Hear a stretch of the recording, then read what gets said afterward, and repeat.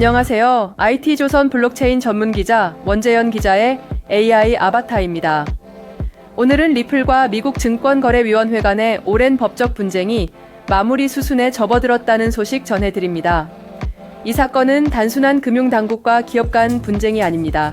가상자산이 증권인가 아닌가를 가르는 핵심 판례로 꼽히며 전 세계 암호화폐 업계에 큰 영향을 끼쳐온 사안입니다. 먼저 이 소송의 시작부터 짚어보겠습니다. SEC는 지난 2020년 12월 리플이 발행한 암호화폐, 즉 XRP를 미등록 증권으로 간주하고 수년간 불법적으로 13억 달러 어치를 판매했다며 리플을 정식으로 제소했습니다. SEC의 주장은 이랬습니다. 리플이 기관 투자자들에게 직접 XRP를 판매했고 이 과정에서 이를 투자 계약으로 간주하고 있기 때문에 증권법을 위반했다는 것이죠. 이후 리플은 강하게 반발했고 4년간 치열한 법정 다툼이 이어졌습니다. 핵심 쟁점은 XRP는 증권인가? 일반 투자자에게 판매된 XRP와 기관에게 직접 판매한 XRP는 동일한가? 이 두 가지였습니다. 결정적인 변화는 2023년 7월에 나왔습니다. 뉴욕 남부지방법원은 리플의 XRP 판매를 세 가지로 구분해 판단했는데요. 우선 법원은 기관 투자자 대상 직접 판매는 증권으로 간주한다고 판시했습니다. 그러나 거래소를 통한 일반 투자자 대상 판매, 즉 프로그래매틱 세일은 증권이 아니다라는 판단을 내렸습니다. 그리고 동시에 직원 보상 등으로 지급한 XRP 역시 증권이 아니다라고 봤습니다. 이 판결은 업계의 절반의 승리로 인식됐습니다.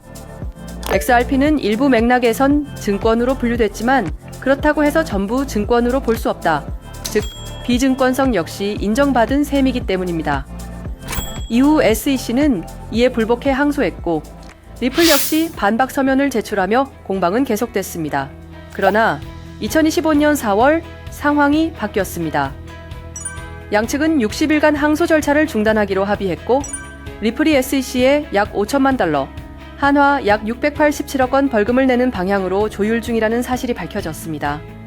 더 흥미로운 점은 이 벌금 일부를 XRP로 납부하는 방식도 거론되고 있다는 점입니다.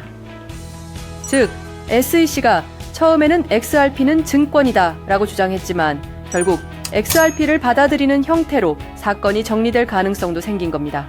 리플 브래드 갈링하우스 CEO는 SEC와 미국 정부의 태도가 과거의 적대적 기조에서 산업을 수용하는 방향으로 전환되고 있다고 강조했습니다. 그렇다면 이 사건의 시장 영향은 어떨까요? XRP의 거래량은 4월 들어 오히려 줄었습니다. 전월 대비 약 6.5% 감소한 수치인데요. 같은 시기 비트코인과 이더리움은 각각 15%, 11% 이상 증가했습니다. 왜 그럴까요? 업계는 소송은 이미 선반영됐고 이제는 다음 모멘텀인 ETF 승인 여부를 기다리는 분위기라고 분석하고 있습니다. 실제로 비트와이즈, 그레이스케일, 21세어스 등 미국 내 주요 자산운용사들이 XRP 기반 현물 ETF 승인을 신청한 상태입니다.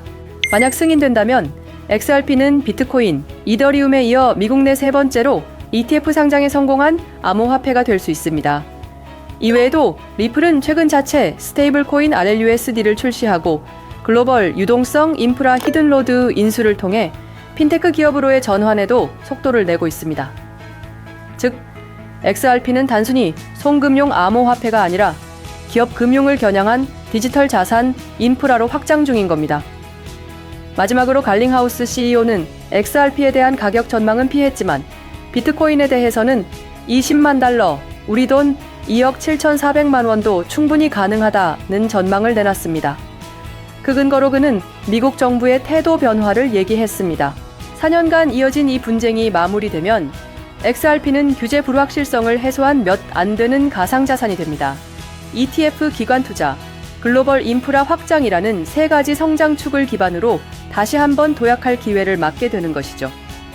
앞으로 리플이 어떤 방향으로 성장할지, 또 다른 암호화폐 시장 전반에는 어떤 영향을 미칠지는 계속 지켜봐야겠습니다.